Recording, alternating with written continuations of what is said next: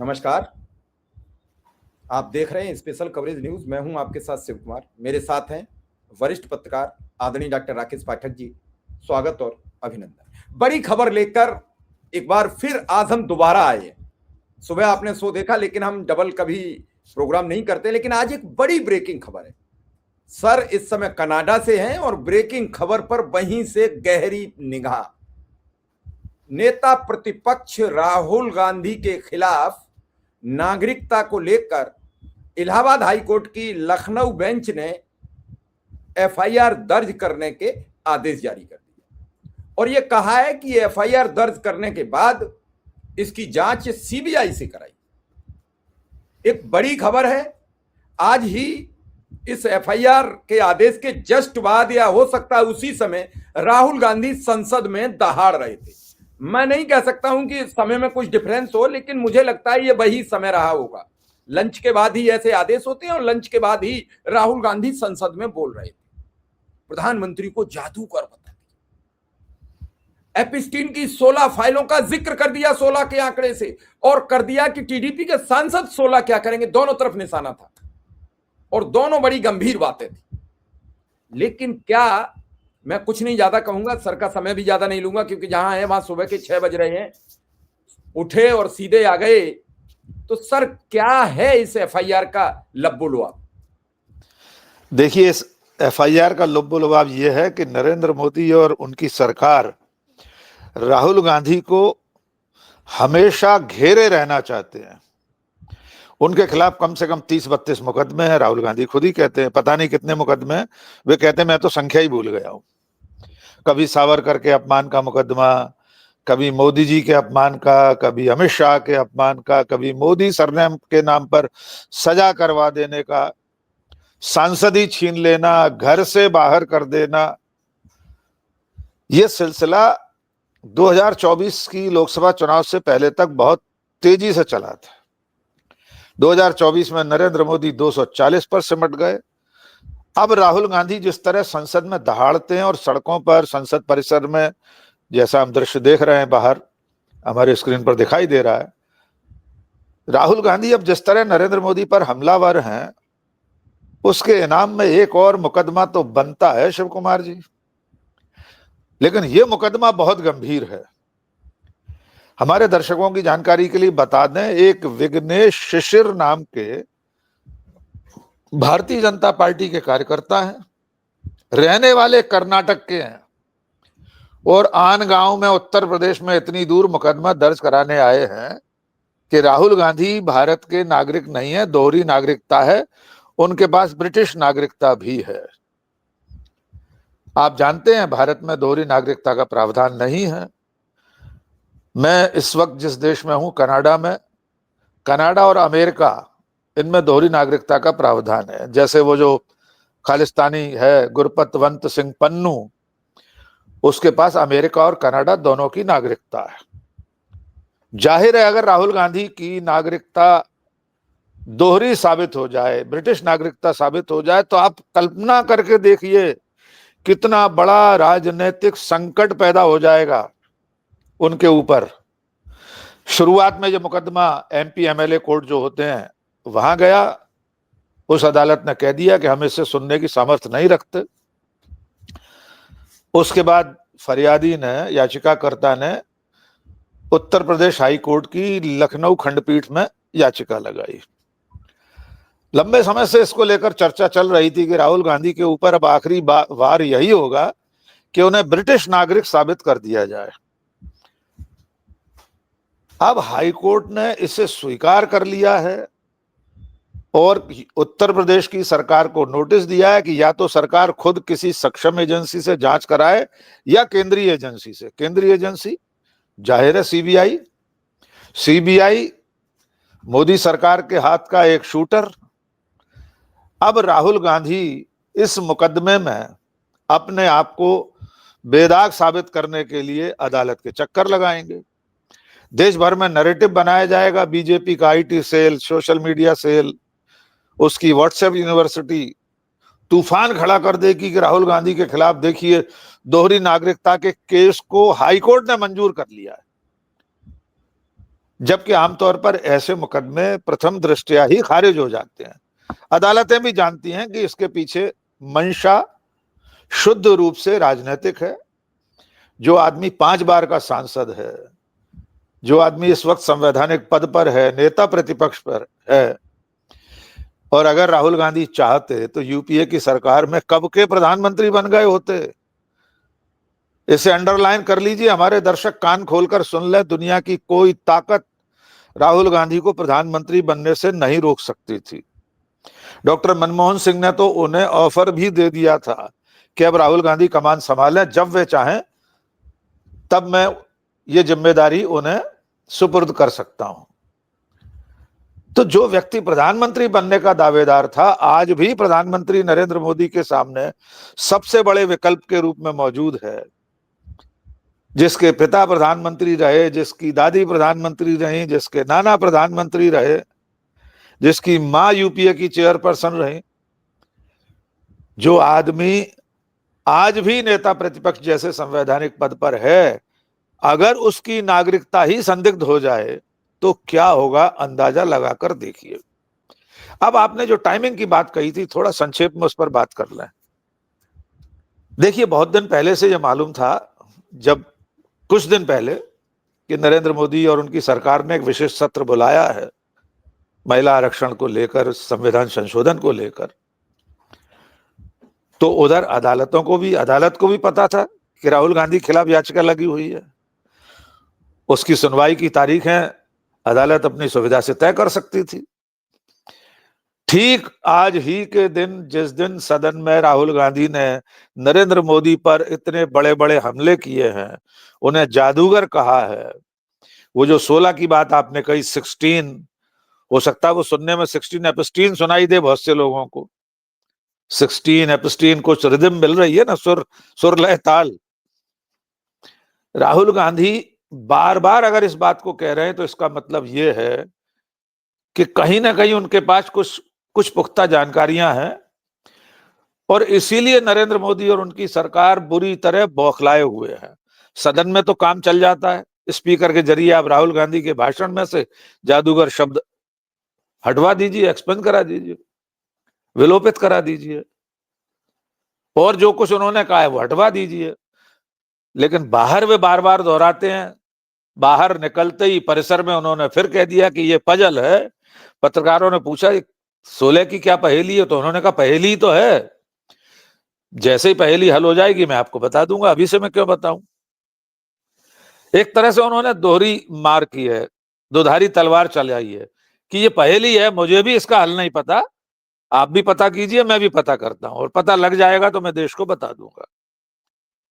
इस मुकदमे को सीधे सीधे इस रूप में लेना चाहिए कि अब नरेंद्र मोदी की सरकार हर तरह से राहुल गांधी के राजनीतिक जीवन को, उनकी भविष्य की राजनीति को तबाह करने पर उतारू हैं, और इसके लिए अब अदालती हथकंडे भी अपनाए जा रहे हैं। हमारे दर्शक फिर याद कर लें, राहुल गांधी को मोदी सरनेम के बारे में एक भाषण देने पर गुजरात में जो मुकदमा दर्ज हुआ था, उसमें सजा हुई। सजा जानबूझकर उतनी दी गई जितनी संसद की सदस्यता से उन्हें अपात्र घोषित करने के लिए पर्याप्त होती। एक दिन में फैसला आया, उसी दिन संसद की सदस्यता से उन्हें 24 घंटे में, यद्यपि वो कानून में भी है, बर्खास्त कर दिया गया, शून्य घोषित कर दी गई। अगले चंद घंटों के भीतर उनका सरकारी आवास खाली करा दिया गया। लेकिन हुआ क्या, उनकी सदस्यता बहाल हुई। सुप्रीम कोर्ट ने उनकी सजा को निरस्त किया। न केवल निरस्त किया, बल्कि सुप्रीम कोर्ट ने अच्छी खासी लताड़ लगाई उस जज को, उस अदालत को जिसने सजा दी थी। इस मामले में आगे क्या होगा देखना होगा, लेकिन इतना तय है कि राहुल गांधी को अब जबरदस्त तरीके से घेरने की तैयारी मोदी सरकार ने कर ली। जी सर, इस केस के बाद सीबीआई जांच करेगी, सीबीआई अपनी रिपोर्ट दाखिल करेगी। इससे पहले भी चीफ जस्टिस गोगोई साहब ने यह केस सुप्रीम कोर्ट में सुना था, और उन्होंने कहा था कि यह केस सुनने के योग्य नहीं है। और उन्होंने इस याचिका को खारिज कर दिया। और आज याची ने यह कहा कि एक बार हमारा केस सुन तो लिया जाए। मैं ये पूछना चाहता हूं, जो ये सब यही याचिका अगर एक आम नागरिक लेके दूसरे के प्रति जाए तो कहा जाता है कि ये बोगस याचिकाएं डालकर कोर्ट को गुमराह करने का काम क्यों किया जाता है। उन पर कभी कभी जुर्माने की बात भी आ जाती है। लेकिन ये संयोग है कि प्रयोग है आज ही सदन में आमना सामना और आज ही एफआईआर। देखिए, ये संयोग भी है और प्रयोग भी है। हो सकता है ये सहज संयोग हो कि अदालत में तारीख लगी होगी और आज के ही दिन वो फैसला आ गया। लेकिन यह प्रयोग भी हो सकता है क्योंकि सरकार को अच्छी तरह पता था कि सदन में जब राहुल गांधी बोलेंगे तो नरेंद्र मोदी पर हमला करेंगे। आपने ठीक कहा कि अदालतें इससे पहले, सुप्रीम कोर्ट तो सजा दे चुकी हैं। सुप्रीम कोर्ट के कई न्यायाधीश ऐसी कई याचिकाओं पर कि आप हमारा समय जाया करने के लिए इस तरह की याचिकाएं लेकर आ जाते हैं। कई ऐसे आदतन याची होते हैं जिनको शौक होता है इस तरह की जनहित याचिकाएं लगाने का। सुप्रीम कोर्ट दिल्ली में कई ऐसे घूमते हैं याचिका करता है जिनको अच्छी खासी फटकार लग चुकी है, कई बार जुर्माने हो चुके हैं। लेकिन राहुल गांधी के खिलाफ इस तरह की याचिकाएं लगती हैं तब अदालतें अपनी ये सारी नैतिकता भूल जाते हैं, तब ये प्रवचन नहीं दिए जाते। सावरकर वाले मुद्दे पर क्या चल रहा है? सात्विकी सावरकर के वंशज, वे जो भी लगते हैं रिश्ते में, उन्होंने तो अब कह दिया अदालत में कि स्वतंत्र वीर की उपाधि किसी सरकार ने नहीं दी थी विनायक दामोदर सावरकर को। वो तो एक लेखक थे, रानाडे जी, उन्होंने लिख दिया था किताब में। राहुल गांधी तो तैयार बैठे हैं कि आप चले, ट्रायल शुरू कीजिए, हम कागज दिखा देंगे। राहुल गांधी किसी मुकदमे में पीछे नहीं हट रहे हैं। वे लगातार इस बात पर अड़े हुए हैं कि आपको जितने मुकदमे दर्ज करना हो दर्ज कीजिए, मैं डरता नहीं हूं आपसे। लेकिन यह मुकदमा बहुत ज्यादा गंभीर है। जैसा आपने बताया कि पहले सुप्रीम कोर्ट में रंजन गोगोई इसे खारिज कर चुके हैं। आप मंशा देखिए, कर्नाटक का एक बीजेपी कार्यकर्ता कर्नाटक में कर देता, क्या दिक्कत है? वहां भी तो हाईकोर्ट है, बेंगलुरु हाईकोर्ट में कर देता। वो इतनी दूर चलकर आया, पेशियों पर पहुंचता होगा। याचिका लगाने के लिए उसको पूरे देश में उत्तर प्रदेश ही मिला।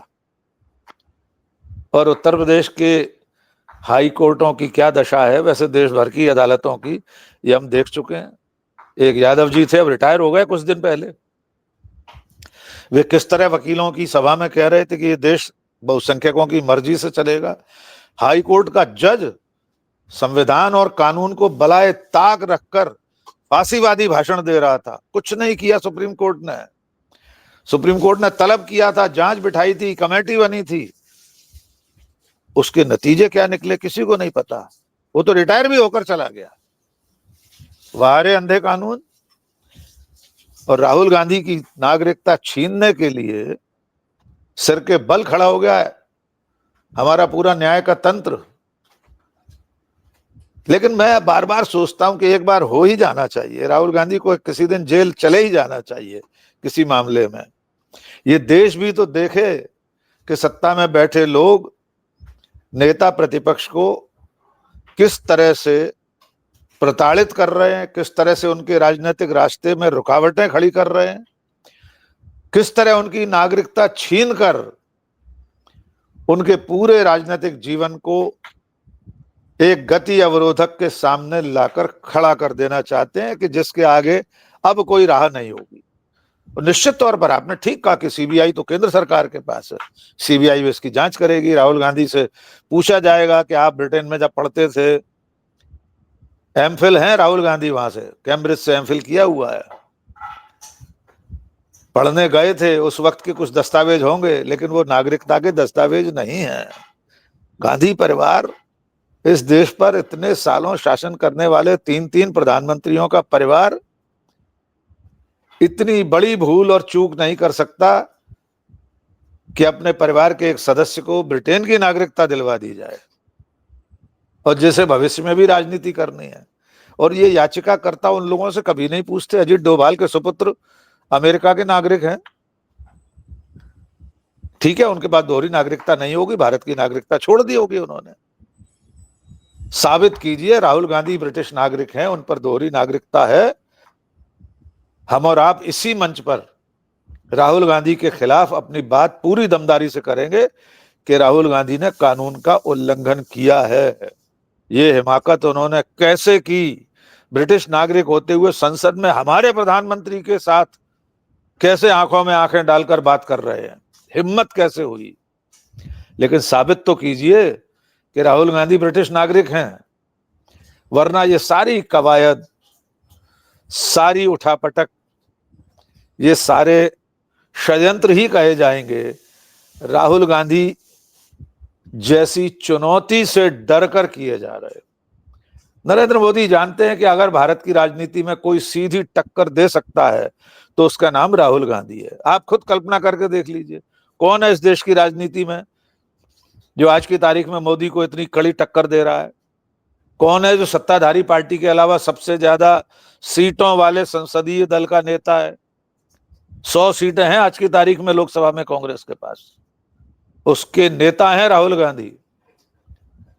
इसलिए इस एकमात्र चुनौती को खत्म करने के लिए अब अदालत की कार्रवाई, अदालती डंडे का इस्तेमाल किया जा रहा है। जी शिव कुमार सर, तो इस केस में एफआईआर पर सुनवाई होगी, बातचीत होगी, संसद सदस्यता भी जाएगी, जेल भी जा सकते हैं, कुछ भी हो सकता है। बिल्कुल कुछ भी हो सकता है। माना जाए कि संसद में जादूगर कहना राहुल को पड़ा महंगा, और जादूगर बताते ही जादू हो गया चालू। अब मोदी और शाह जेल भेजकर ही दम लेंगे। देखिए, तैयारी तो उनकी बहुत दिनों से चल रही है कि राहुल गांधी को किसी तरह एक बार जेल भेज दिया जाए, फिर ये नैरेटिव बना जाए, देखिए सजा याफ्ता है नेता प्रतिपक्ष, जेल जाएंगे तो सदस्यता भी जाएगी, उसमें भी कोई संशय नहीं है। पर एफआईआर हो जाना ही बहुत बड़ी बात है। बिल्कुल आपने ठीक कहा कि राहुल गांधी के जादूगर कहते ही जादू हो गया और एफआईआर दर्ज करने के आदेश हो गए।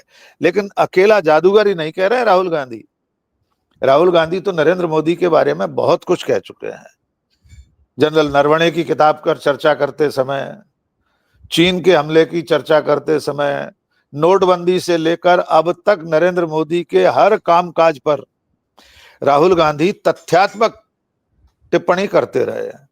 यही तो नरेंद्र मोदी को नागवार गुजरता है। वे तो चक्रवर्ती सम्राट की तरह लोकसभा में प्रवेश करते हैं, नारे लगते हैं मोदी मोदी के।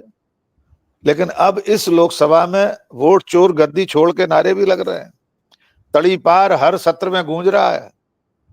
तड़ी पार बोलूं क्या, एप्स्टीन फाइल बोलूं क्या, अरविंद सावंत के ये शब्द बहुत दिनों तक गूंजते रहेंगे मोदी शाह के कानों में। इसलिए राहुल गांधी बार बार जो कुछ कह रहे हैं उसकी सजा तो उन्हें भुगतना पड़ेगी। अब उन्होंने एक पहेली और छोड़ दी है 16 की। अब पता नहीं कौन सी 16 फाइल्स हैं, अमेरिका के न्याय विभाग को जारी करनी है, वो डिलीट कर दी गई हैं, हटा दी गई हैं। और ये आरोप तो अमेरिका के लोगों का भी है। हम नहीं जानते वे फाइलें कभी सामने आएंगी, लेकिन अगर कभी सामने आई और राहुल गांधी का इशारा अगर उसी तरफ है जैसा अनुमान लोग लगा रहे हैं, तो देश की राजनीति में भूचाल आ सकता है। उस भूचाल को रोकने के लिए राहुल गांधी को इस अदालती बवंडर में घेरा जा रहा है। जी चलिए सर, फिलहाल तो दर्शकों तक ये खबर जाए, क्योंकि बड़ी खबर है, लोग समझें कि किस तरीके से कुचक्र रचा गया है। उस कुचक्र में राहुल गांधी कितने दिन उस चक्रव्यूह में फंसे रहेंगे। उस जो उन्होंने कहा नहीं कि जादूगर ने जंजीर बांध ली और जंजीर में ताला लगा दिया गया, फिर काला कपड़ा पहन लिया, तो जंजीर और उसमें कितने दिन फंसे रहेंगे हमें देखना पड़ेगा। लेकिन एफआईआर दर्ज होने के आदेश है तो एफआईआर दर्ज होगी, क्यों अदालती आदेश है, इसे कोई अब डिनाई नहीं कर सकता है। सीबीआई जांच होगी, सीबीआई इसमें क्या कार्रवाई करेगी, हमें इसकी प्रतीक्षा रहेगी। जैसे ही कोई और जानकारी मिलेगी हम आपके समक्ष हाजिर रहेंगे। आपने समय दिया इसके लिए सर आपका बहुत बहुत आभार, बहुत बहुत धन्यवाद।